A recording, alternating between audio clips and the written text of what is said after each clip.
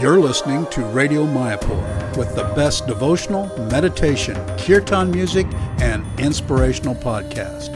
This is Radio Mayapur. Hello, good morning everyone. Radio Mayapur. We are today in a beautiful place. It's called Villa Vrindavan in Florence. We are in a beautiful Tuscany valley where they produce a lot of grapes. And we know with grapes in Italy what they do, they make wine. Of course, we don't drink wine. At one point, we were making wine here. It was called divine wine, which was not alcoholic. It's a beautiful villa. Most probably the famous, what was his famous? Machiavelli used to live around this area. Machiavelli was a poet, was a writer. Who he was? He was also giving direction to the politics. He wrote a couple of very Important interesting books. Important books. Yes. The Prince. And there are one who was about the administration. Right. It's still something that they are studying even now. Fantastic. So today we are very, very fortunate to be with Parabhakti Prabhu, who is the temple president of this beautiful place, where they have yoga centers, they have Govinda restaurant, they have beautiful deities. They have, how many acres do you have here? Around 200. 200 acres with bamboo forests, a lake, cows, bulls.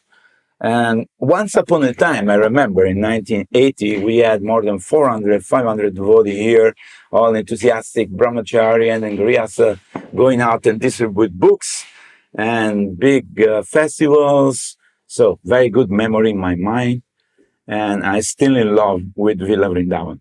So today we're very fortunate in Radio Mayapur. We are having Parabhakti Prabhu, who will tell a little bit about himself. I know him, he's my friend, but I don't know his background so much.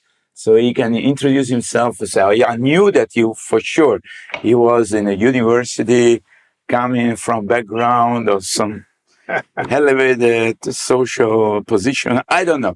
Let's ask him. Tell us a little bit about your background, where you come from, where you're born, your family, and etc., etc. No, I was born in the north of Italy, specific in Turin. Torino. Torino. At that time was an industrialized city. It was the headquarters of Fiat. Wow, car. yes. Now the city changed completely because now it is much more university city and touristic city because that's also a very, very important place for Italy. And, was also the capital of Italy for some times. So you have some very interesting monuments and architecture also there. Yeah. So I grew up there. Mm-hmm. And that's my story was I became devotee when I was 16. That was No, wait. You tell us this later when you become a devotee. But tell us what you were doing before becoming a devotee. You were studying, you were working. I was studying because, yes, I was going in the school. I was, my parents has an activities they were doing. So I was doing the normal life that was going on in the 70s. But what's your background? Let's say I was a mechanic. What you were? What's your background? What you like to do at that time? I was a student because before when I became devotee, I was a student. So it was not really background in. Of course, my parents they were pushing me just to go outside since the beginning. It was another time, another period of another era. Yeah. So the parents they were pushing you to become autonomous as soon as possible. So yes. Even when we were studying during the summertime, there was a holiday period. They was pushing us just to take a little job to become more conscious, independent, aware of the value of life. Yes, that's very okay. And but did you work anytime? My father, they were grihasta. They were Vaishya. Yes. Was involved. We have a shop. They was preparing food, and that was a restaurant. Not a restaurant, but it was a kind of shop with a takeaway. Oh, okay. Food. Nice, something nice, like that. Nice. But so, did you work in any company, in a Fiat? I worked later after my brahmachari period. Not before. Not before. Wow. Before I was just a student. Okay. Yeah. Now tell us, how did you come in contact with devotee? Now you become a devotee. Oh, that's okay. I try to make short a long story because I think that any devotee has a very interesting story. Yeah, of course. How they become devotee. That was why my interest to look for God. I was looking for God since I was very young. Right. And it was like, 10 years old, 11 years old, 12 years old, I was looking, it was fascinating just to hear history about the different way that people that were practicing religion. I was fascinated by, he said, about the Brahmana, about the Imam, about whatever was practicing religion. And also, of course, I'm coming from a Catholic background, were quite used, were quite normal just to attend, going to church, to be part of the social things, the social atmosphere. But I had at the time one question that was always there in my mind. So, who is God? Because, that question was really important to me. And I was approaching a different priest and different people asking if I read in the Bible, if we are exactly in the same image of God. Yes. So, reading that, I was going to them and asking, who is God? Can you show me? And, nobody was really able to answer to me because that's, was a very complicated question for them. Some of them, they would tell me that, God is a very, very big energy. And after he became man, like Jesus, just to show his compassion to the other, to stay close to the people. But that was not really convincing me because he said, but this is written that, God, we are in the same image of God. Yes. Another priest told me that, he's a wise man, very old man with a long beard. And again, it was not really convincing me because, that's God. Why we have to, of course, he's the most wise, the most sage. So many times happened, that these people, they was looking me in the eyes, they say, why you don't go to play with the other children?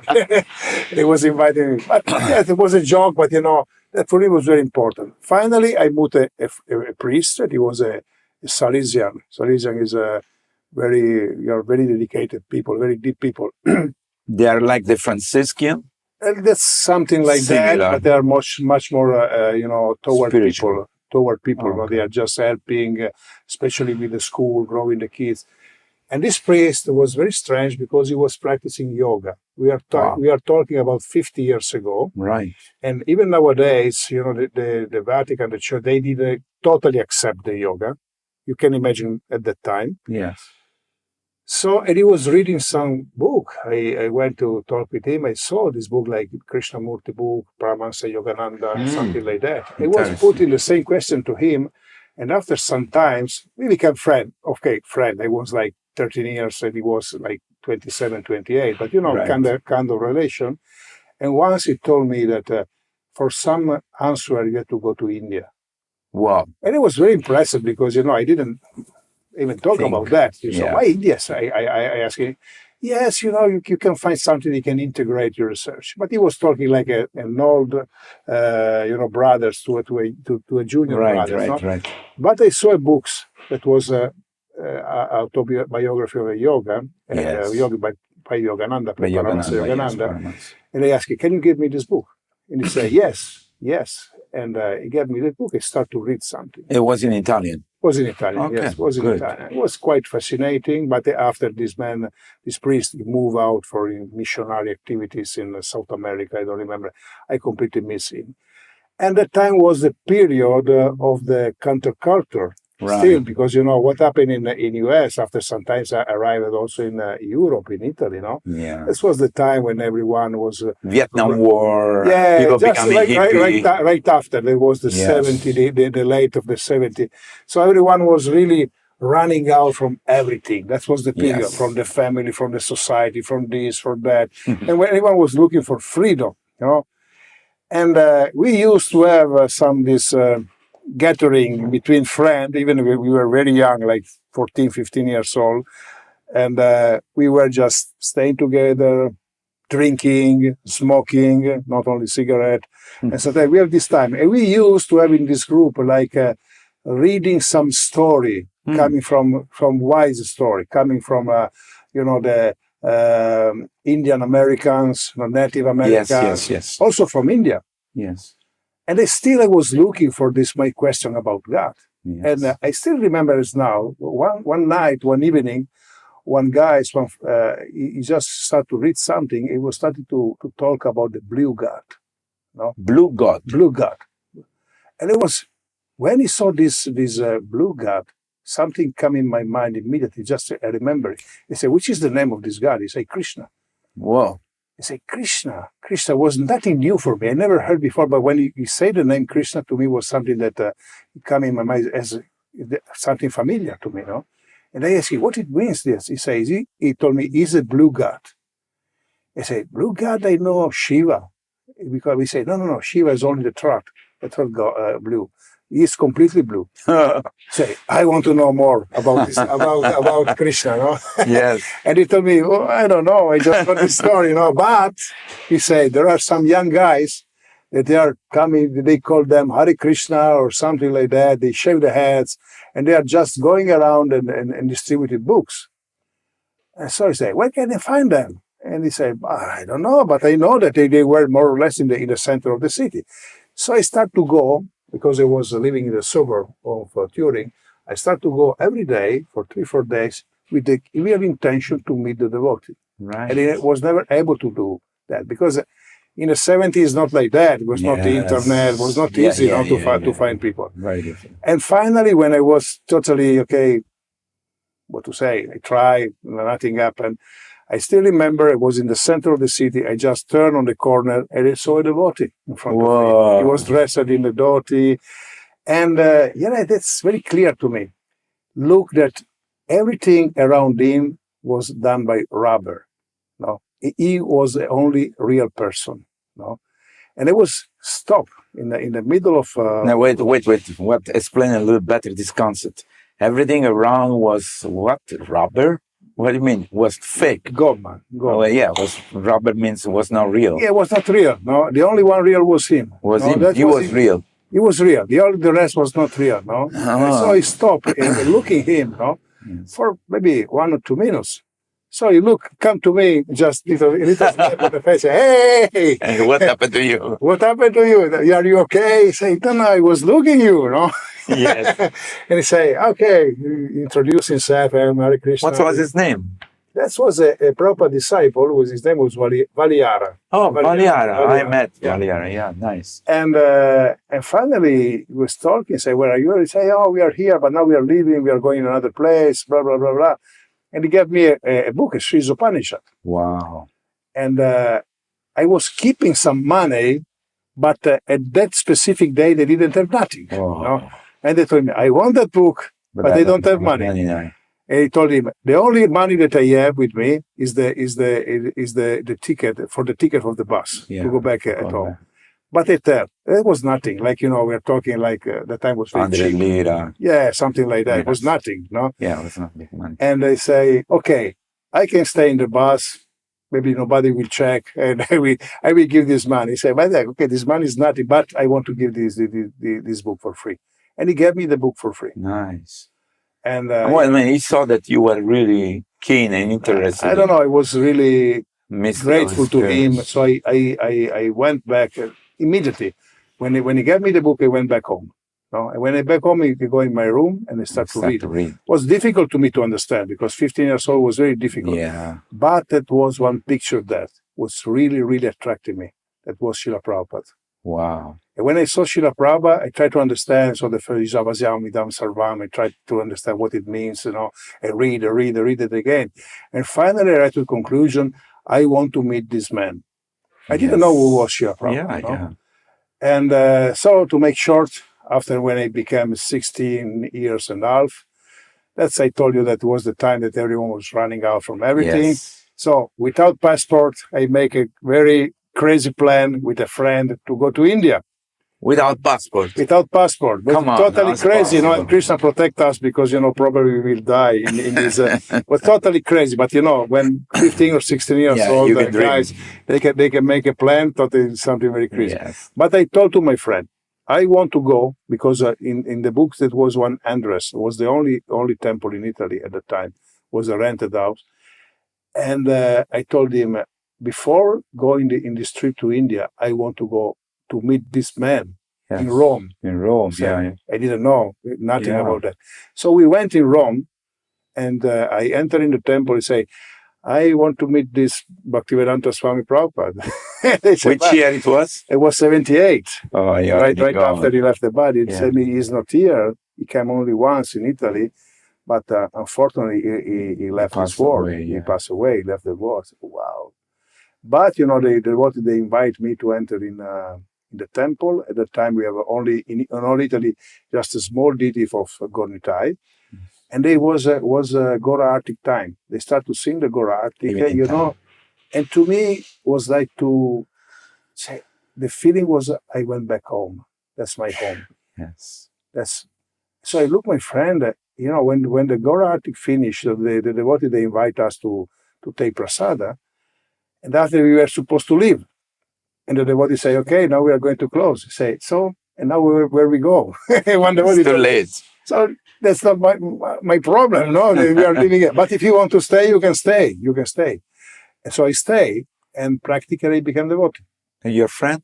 My friend also became devotee, Nice. but after a few months, he went to the military because at the time it was mandatory. Yes. And he lose himself after the military period. But do you remember the address of this place in Rome? Was in Viale di Porta Ardeatina. Was the second temple. Second temple, Viale di Porta Ardeatina. Yeah, I remember this temple. Was with a swimming pool. Was a kind of villa, no? House, I remember. It was small. And at that time, I think in all Italy, maybe we are like 30 devotees or something like that. Yeah, not so many. Very few. Nice, beautiful. So this is very mystical. When the jiva, the living entity, they are really keen or interested in meeting the truth, in knowing God, then Krishna makes some arrangements that your life direction change exponentially, and then your life become wonderful. Tell us a little bit about your parents, how they react the fact that you become a devotee. Initially, maybe they were against, or they were favorable. I'm not proud of that part of my life because I was underage. Yes, I ran away from 16. house. 16. So probably my parents they were looking for me for sure. We went to the police, but that time was much more difficult to find the people, and so I was staying in the temple practically hiding. All the situation, so what did they know? But at the same time, I went in the book distribution. So I spent more than 1 year in that situation. In that situation, I spent more than 1 year just going here and there and traveling, doing book distribution. Right. And once when I became on age, when I became 18, I lose my document. Losing my document, so the police came to know where I was. And they noticed to my parents. Right. And because you didn't tell anything your parents. I didn't tell nothing to nobody. I tell you, I'm not proud of this my part of life. But you really had to go back in that period. And I don't say I didn't know nothing very extraordinary. It was, I can say, not the normality, but it was quite common. The people were doing like that. People were running away from home. So, and finally, we, at the time, we also bought other place near Milano. And at the time I was staying in the north of Italy near Milano. And I got a call in the temple that was my parents calling me. And, they tell, where are you? We miss you. Where are you? We don't know. So they informed my parents, maybe the police, they informed that they were staying with the Hare Krishna. Hare Krishna, yes. And the time was not really established, the movement. Still the people they was considering maybe as a cult, as a cult. Something strange. Something very strange. So, and finally, I went with one Prabhupada disciples to the house of my parents. We went together, dressed as much as a devotee. Not as a devotee, as much normal was possible for them, not with dhoti. And the reaction when my father saw me, he just gave me a big hug and he ran away crying. I didn't saw him. It was very heavy for him. After almost 1.5 years, 2 years, they didn't saw his son. Yes. And my mother, she was much more, she stayed close to us, spent time to her, and she gave food. She cooked for us. She got that we are vegetarian. She cooked everything vegetarian. Nice. And they were never against. They were always, maybe we cannot say devotee, but they were never against the devotee. Wonderful. And my father, after a few months, we bought this new place near Milano. He managed just to bring a lot of furniture. He put in a big truck, and he bring in the temple. He bring it in the temple as a donation. Wow. And we put practically most of the things that was inside the temple was donated by my father. Nice. And my concern was that they were not accept Krishna consciousness, but they were always in favor, not against. We don't say in favor, not against. That was nice. That was nice. Yeah, I think also in our Catholic culture, one of the person in the family becomes a priest. Yeah. You believe that, you remember that. So similar experience I have also with my parents. At one point they say, okay, now you are our priest. You pray to God for us. We are the sinner. You are priest. It doesn't matter. God is one. So they were very happy. So that's a nice story. Beautiful. Okay, Parabhakti Prabhu, tell us a little bit about Villa Vrindavan in general and your service you're doing from many years. You have been here since 2021 or before. Since how long you have been here in Villa Vrindavan? So when we bought Villa Vrindavan, I was here.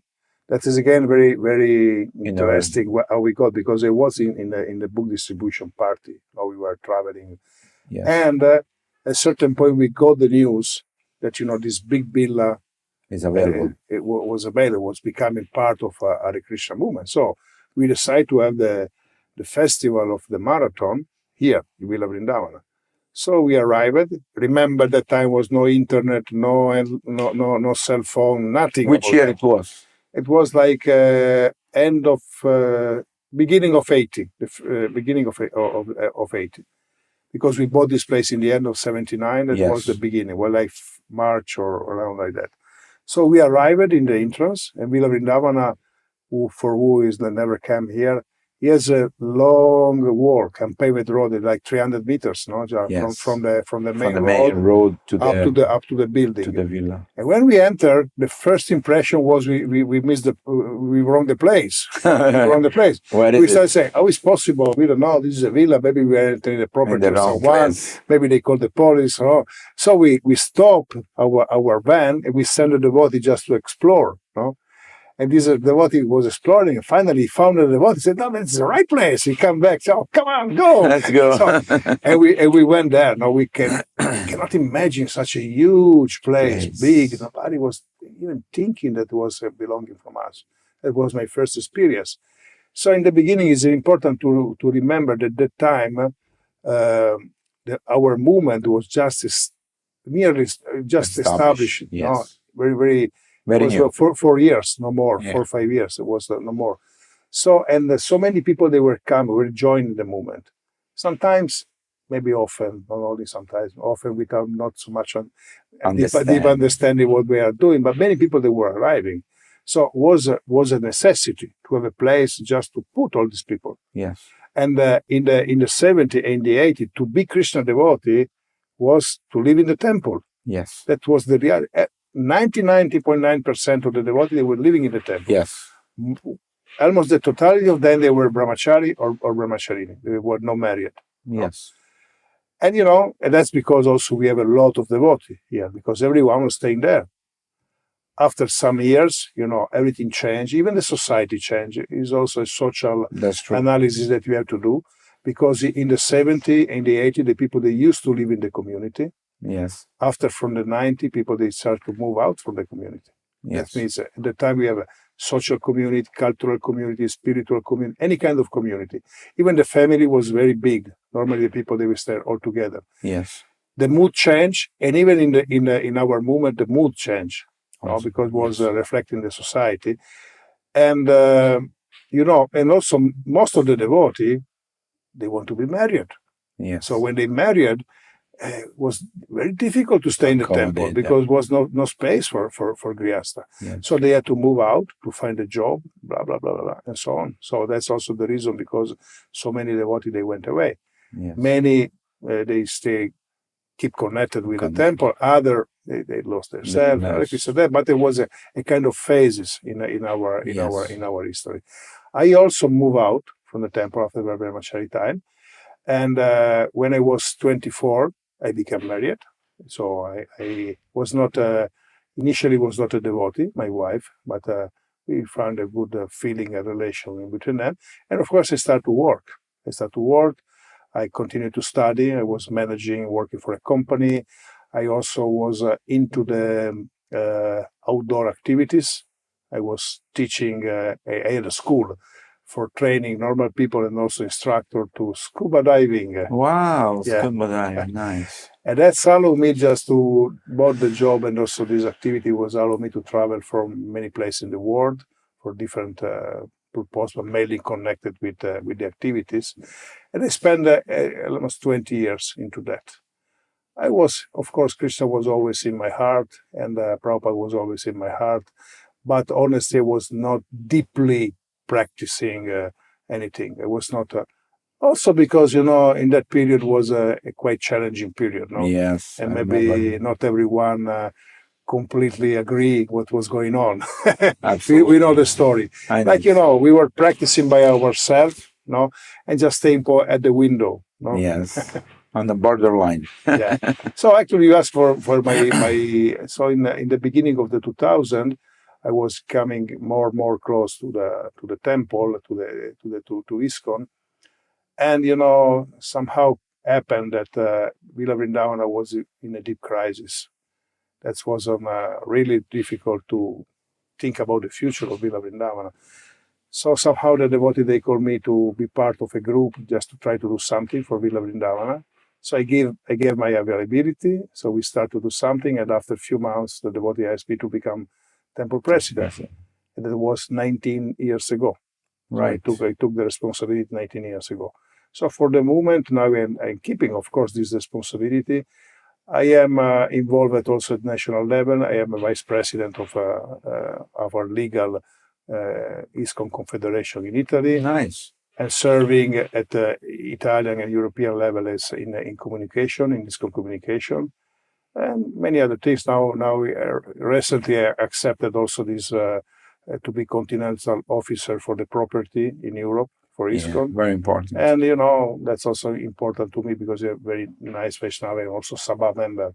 So that's more or less what I am doing, and also that's the service that I do for the movement. But what I most like is to go and attract people to Krishna consciousness. So I'm deeply involved with public conference and taking care also as a mentor of our devotees. So I try to do my best and don't space out. That's wonderful service you're doing. I believe you also organize this conference with different religions, which is very important. Tell us a little bit about that. Yeah, I'm really into that, especially in the local area, but also at the national level, because we can say we are not Hindu, we know all this, but for the people, we are in some way representing Hinduism. It's the only reason because they call you, because they think that you are connected with Hinduism. Correct. So, of course, the first question, are you Hindu? If you say no, you say, okay, bye-bye. We're going to call another one. When they give you time, and sometimes happens sometimes, you can explain what it means, where it comes, why the Hindu word is just, something. Correct. That she was given by the Muslim. By the Muslim and so on. Yes. But it's very rare that you arrive to that point. But the most important thing is that you are recognized, because to be part of an interfaith group means that you are officially recognized as a bona fide, something bona fide. Right. In our case. So that give visibility, they give you credit by the institution at many levels, no? And of course, in Italy we have the majority they are Catholic. Yes. No? Yes. We are other group Christian. We are a small group, but this allows us to sit at the same table. That's very important. Very important. Very important. Even the government, when they have to do something or some event, they call you. So interfaith dialogue, it moved to two different levels. One is just like a job. I'm using this just to let you understand. That means that you can gather with the leader, discuss maybe some urgent topic in the society, give your opinion. That's also very important. Yes. Make a photo together, shake the hands, go in the media, and the media, they will report that all the leaders, they put the name. They came together. That's what's kind of meeting. That's from the communication point of view is the one who is really giving credit with the Right. society. And also there is another level of interfaith dialogue when the people, they are deeply following, they go inside of their tradition, they share the value. When they go inside the tradition, they means that maybe in a different way they found bhakti. Right. So when they found bhakti, when you deal with them with that level, is totally different, because it's just different way to serve God. That's really interesting. And I always remember Bhaktivinoda Thakur when he said that only who really go deep in this tradition is able to do a real interfaith dialogue. Absolutely. That's the reality. That's the part that I love. And I discovered friend, even coming from a Catholic background, Muslim background. They are sincere people that they are looking for God. They try to serve God. So rare people everywhere, but you can find. They're very honest seeker of the truth, and they want to love God, Yes, which is a unifying religion view. Yes. Actually, this is very important. Move the people to the level, because the neophyte level, the people they want to create, they create division. Yeah. When they are little more mature, Then they find a unity. So just to give an example, I stopped to use this word diversity. I'm using variety. All right. Variety, because means much more the sense of inclusiveness. Correct. Of course, you have to find the right people.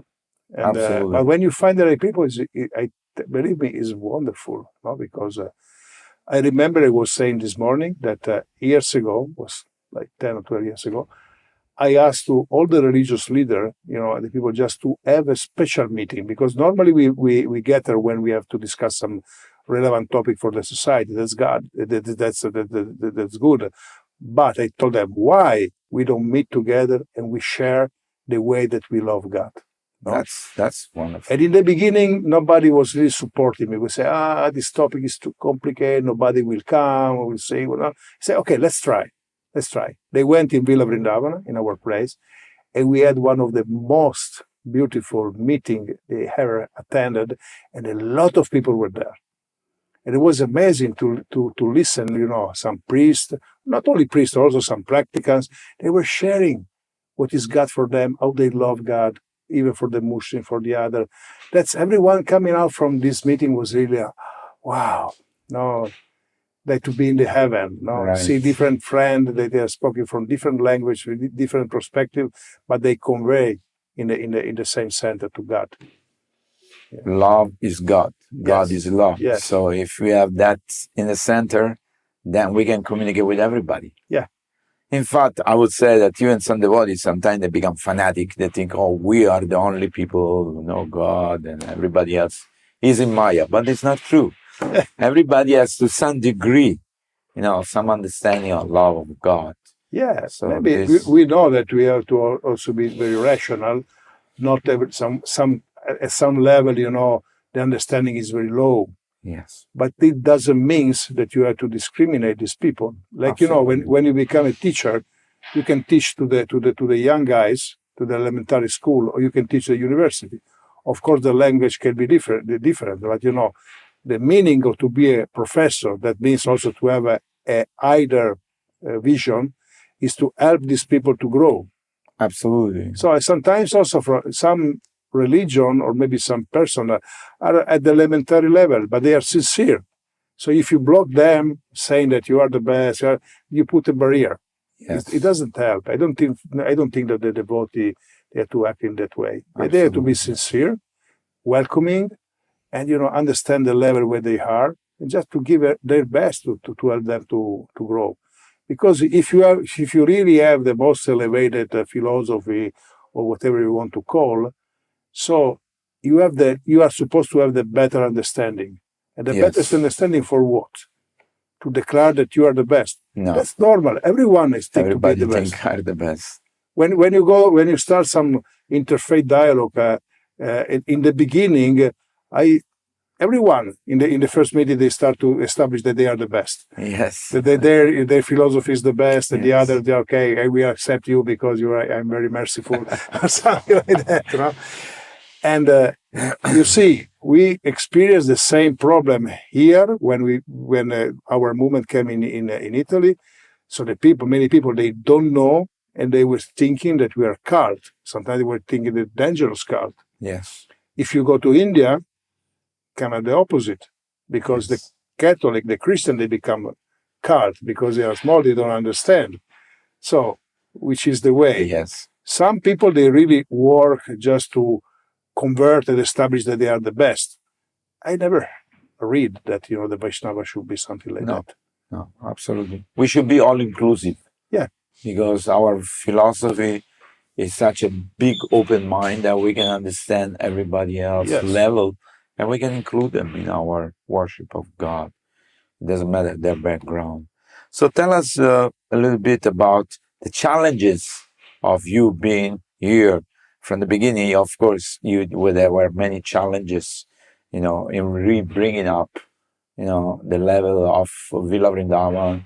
And what are your major, challenges in your service here in Villa Vrindavan? In a sense, in the Haiti was more easy because everyone was working in the same direction. Yes. So book distribution was, Number one. number one leading. I think that Italy was the main, the top distribution in the world for a few years. Yes. Yeah, it was really the top one. You have 100 devotees, they was doing book distribution. They were distributing a lot of books, collecting a lot of money. It was totally different. In a sense, it was more easy. So when you come nowadays, which is the reality? The reality is that you have a huge place and not so many people, they want to stay for a long time. Right. So the people, they want to live their life. They appreciate, they want to insert Krishna consciousness in their life, but to live in a monk style. Very few people. Maybe they can do experience for 1 month. Yes. 1 week, 2 months. Yes. But then maybe someone also for 1 year, 2 years. They can do that. In that sense, what they are really working good in that direction is in UK, the Bhaktivedanta Manor. They create this different step. Monk for 2 months, 3 months, monks for 6 months, brahmachari if you want to go there for 3 years. So at least you commit for a certain time just to be part of that. They are doing good, and also we are trying to work in the same direction. So the main challenge is that one. So people, they are not. When I was brahmachari, we was sleeping all together in the same room on the floor, like sleeping bag, 30 people in one room, and that's it. One bathroom for everyone. No problem. Nowadays, the people, if they don't have a bathroom in their room, they feel it's too austere. Yes. And so you have to think about the world is changing. I don't say that it's better, but it's changing. Yeah. So the main thing is just to finally involve the people with this kind of mentality.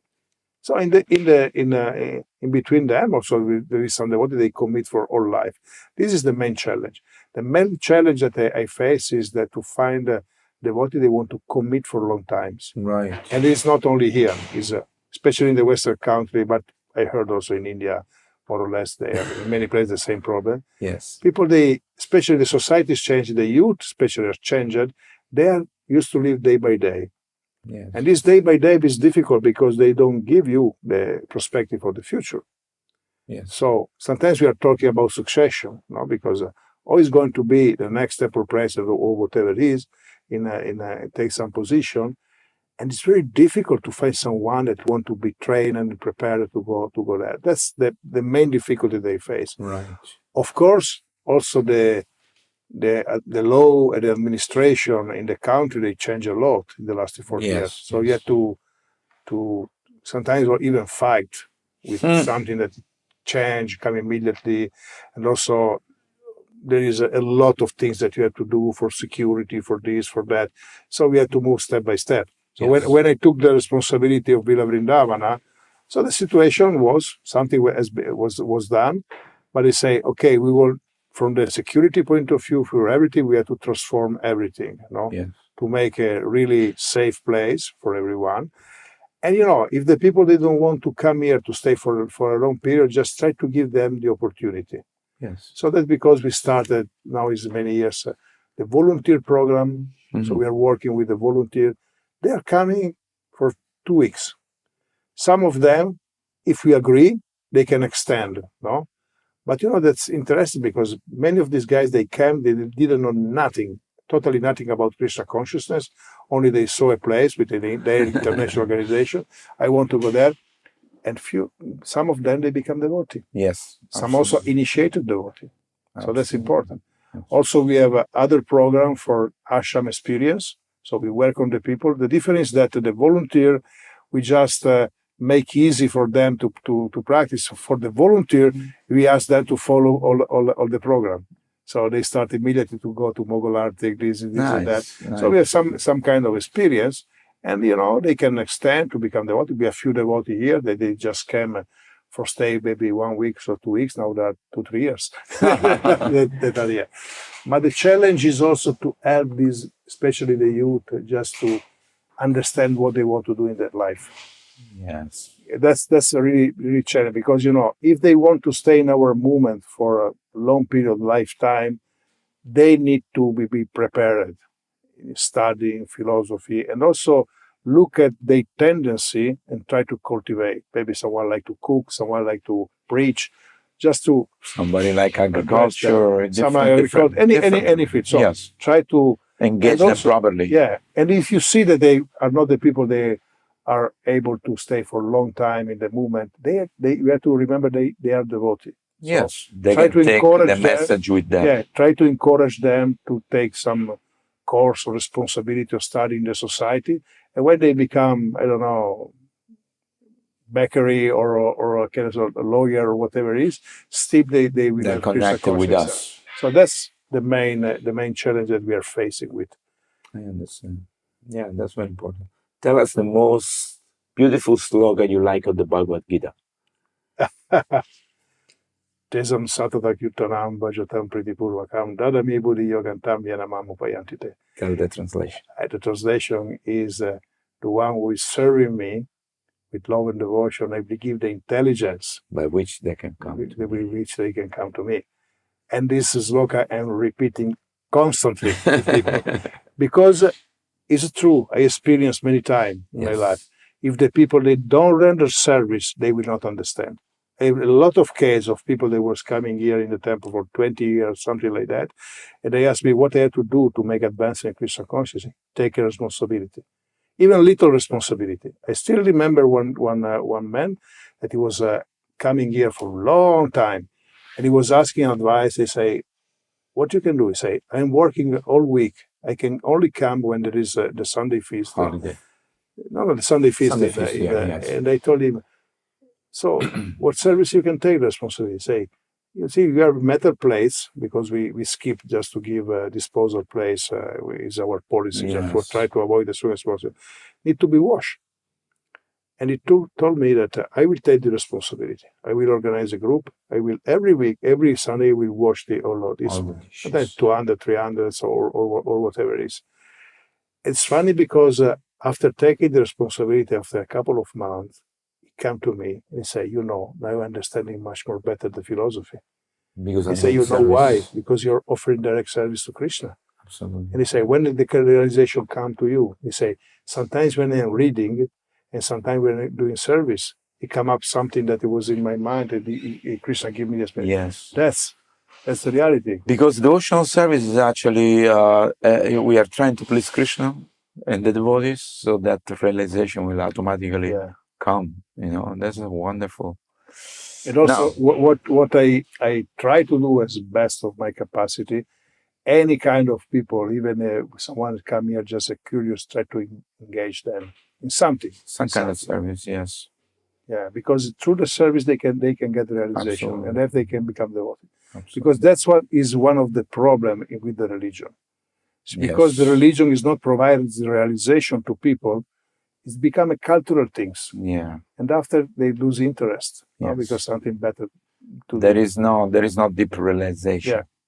Okay, Prabhuji, you have been many times in Mayapur. So what attracts you of Lord Chaitanya's? You have been in Parikrama, you have been in many places, and Lord Chaitanya is the avatar for Kali Yuga, and you have been there many times. What is the particular things which comes to your mind when somebody say Mayapur? Okay, Mayapur is Mayapur is I told you that, I was looking for Krishna, and Krishna is always guiding my life. But of course, Chaitanya Mahaprabhu is Krishna in this age, Yes. and he showed the way to us. That's very, very important, because something is very difficult to understand for people. He made everything very simple and easy for everyone. Everybody, yes. So when I come to Mayapur, I saw this variety of devotee, Bengali, European, American, South Russians. American, Russian, or whatever it is. If you look them from the cultural point of view, they're very far away from each other, very far away. But they, in some way, they come together and they create a very important community. That's the aspect that I most love from Mayapur. In the other part, I say that we have also to be very careful, because Mayapur is becoming very, very short, even more when we will open the TOVP. So the world will put the eyes on us. Yes. So we have to be very careful on that, because there is something that is very relevant nowadays in the discussion everywhere. Is the protection of the environment. Yes. That's very, very important. Very important. How you treat the devotee, they are in some way connected with you, because we have to remember that before the iskcon came in Mayapur was just nothing.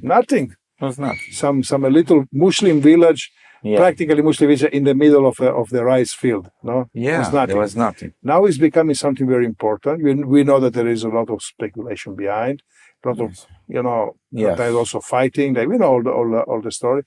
But when we get the attention, international attention, will be much more relevant. So we have to be very careful into that. Show not only that we are following a religion that is very relevant to us, but also that we are teaching by example. Right. And the society today, they will understand much more if you are doing something for the environment, if you are doing. So I'm really concerned about that. I know that some devotees are working in this direction, but we really need to improve.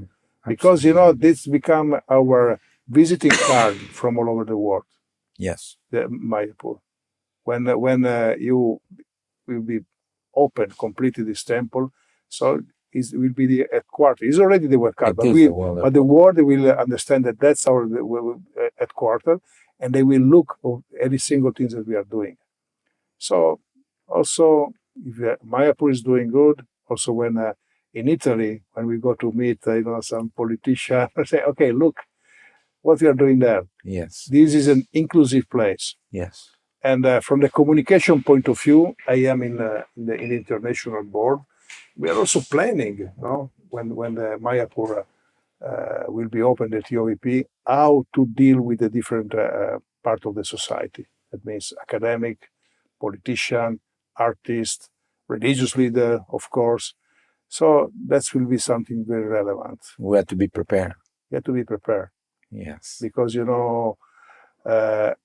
I remember a few years ago, the Mormon, they opened a church in Rome. Yes.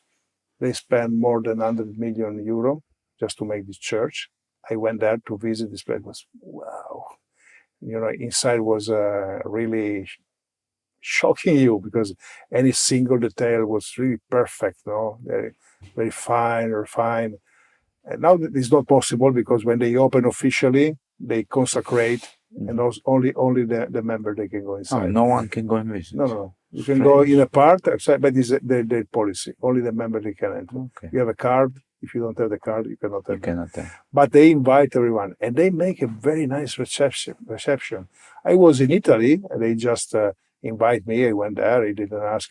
But even for some devotee who was coming from outside, they paid flight ticket, they pay accommodation, they pay everything.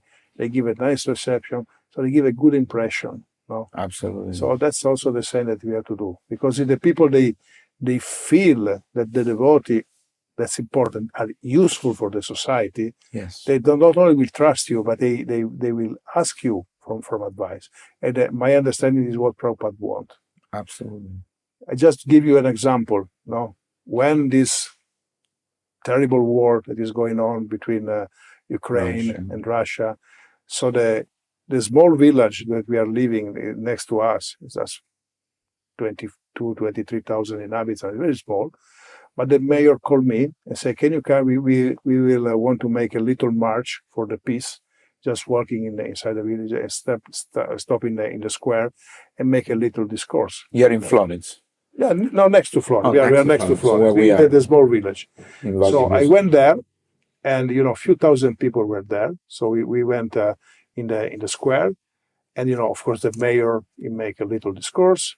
He called the previous mayor to say something, the mayor of the next village here, and after they called me, and the mayor know what he told me. Now Parabhakti is going to say something. Please, very carefully listen from him, because they are sharing some wisdom that is really, really important in our life. I was, You didn't know that I didn't know that. No? And it was a surprise. And finally, after this meeting, I asked him, "Why you say something like that?" Because it is true. Yes. And that's interesting to see how Krishna consciousness is moving. This mayor is like less than 40 years old, maybe he's 35, 37. Wow. Very nice Young. guys, very nice Young guy, very guy. young. And he confessed to me, and also the other mayor that displayed, that when they were young, they were used to listen. Now we have a disc at the time, Yeah. the Krishna pastime for the kids. Right. They grow up with this. And the mayor say, I listened, I don't know how many times this love that. was chanting some song about Krishna, telling all the story, Krishna lifting the hill and so on. And I look and say, that's because you became a mayor. That's how you Because become you appreciate Krishna, and Krishna just Krishna put you in a position. Wonderful. So thank you so much, Parabhakti Prabhu, to share your wonderful realization and time. Is there any message you want to give to the people who are listening today to the podcasting? First of all, thank you for taking your time and It's a pleasure. listen for a story for a small devotee. We are all small, but my message is that we really have the possibility to give something substantial to the society if we really keep the mood of Srila Prabhupada, because that was absolutely the mood of Srila Prabhupada, and try to keep unite, because that's very important. Now we have a different understanding, different point. Sometimes our cultural background also interfere with unity. But Prabhupada was very clear into that. If you just go strong in our Krishna consciousness, we can become united. If we become united, we can just give this message to all over the world. People are starving to have, spirituality in their life. They don't know.